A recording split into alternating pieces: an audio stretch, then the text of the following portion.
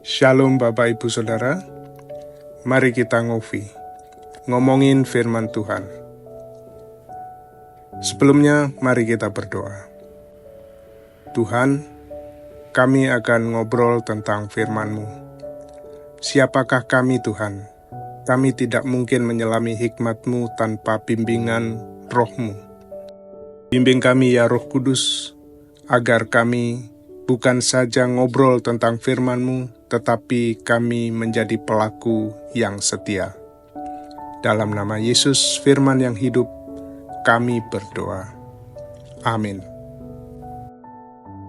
Hari ini kita akan ngopi dari 1 Korintus 13 ayat 1-3.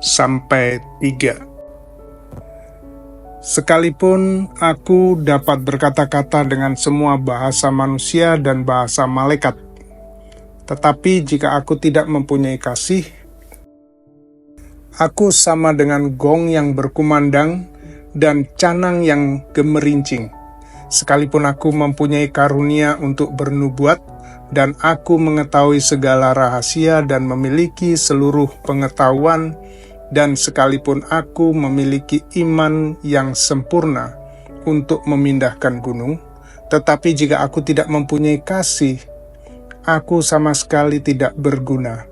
Dan sekalipun aku membagi-bagikan segala sesuatu yang ada padaku, bahkan menyerahkan tubuhku untuk dibakar, tetapi jika aku tidak mempunyai kasih, sedikit pun tidak ada faedahnya bagiku.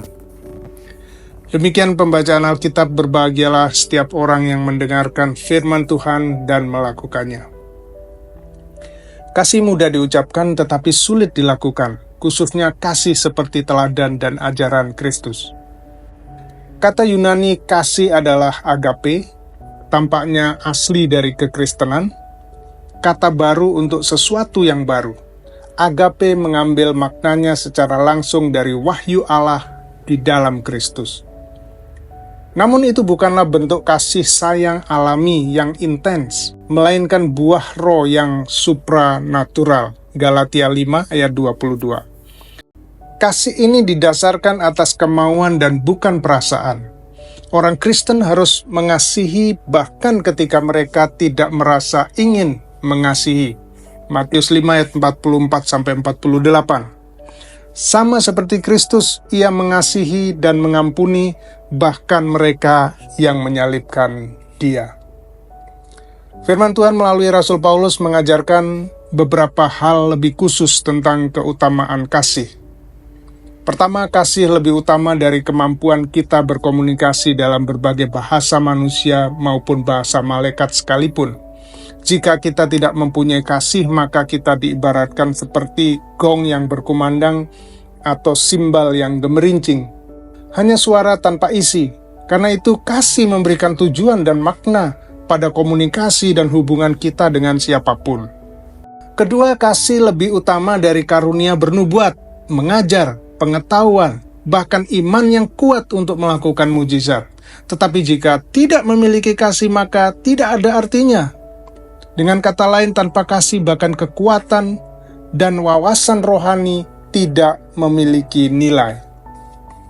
Ketiga, kasih lebih utama dari tindakan kemurahan hati dan pengorbanan yang ekstrim sekalipun.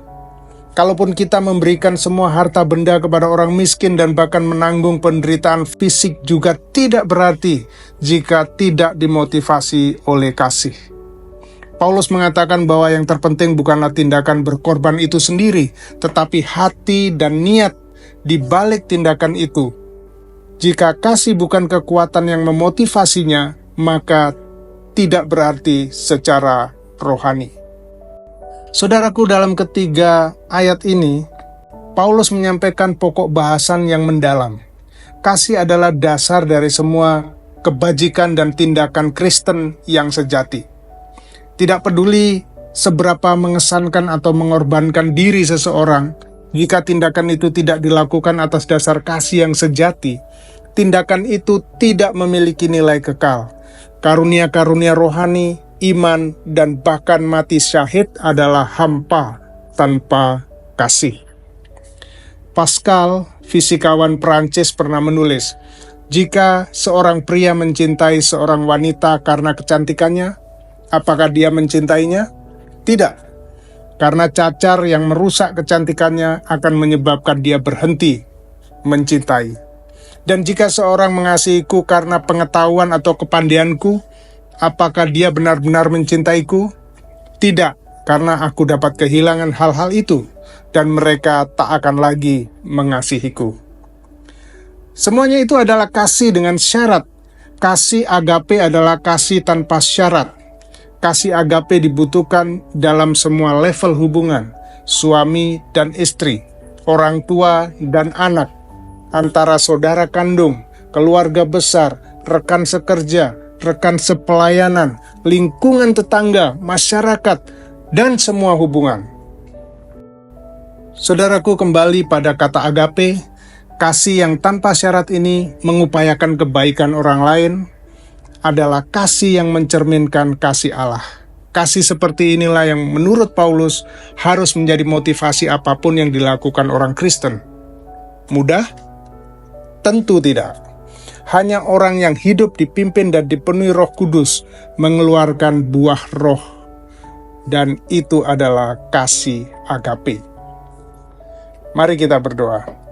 Tuhan, terima kasih untuk firman-Mu yang mengingatkan kami agar melakukan apapun kepada siapapun didasarkan pada kasih agape, kasih tanpa syarat. Tuhan, kami tak akan dapat mengasihi dengan kekuatan manusiawi kami. Kami mohon Roh Kudus memampukan kami untuk mengasihi sama seperti Engkau mengasihi kami, orang berdosa ini. Di dalam nama Tuhan Yesus, Tuhan yang mengasihi kami berdoa. Amin.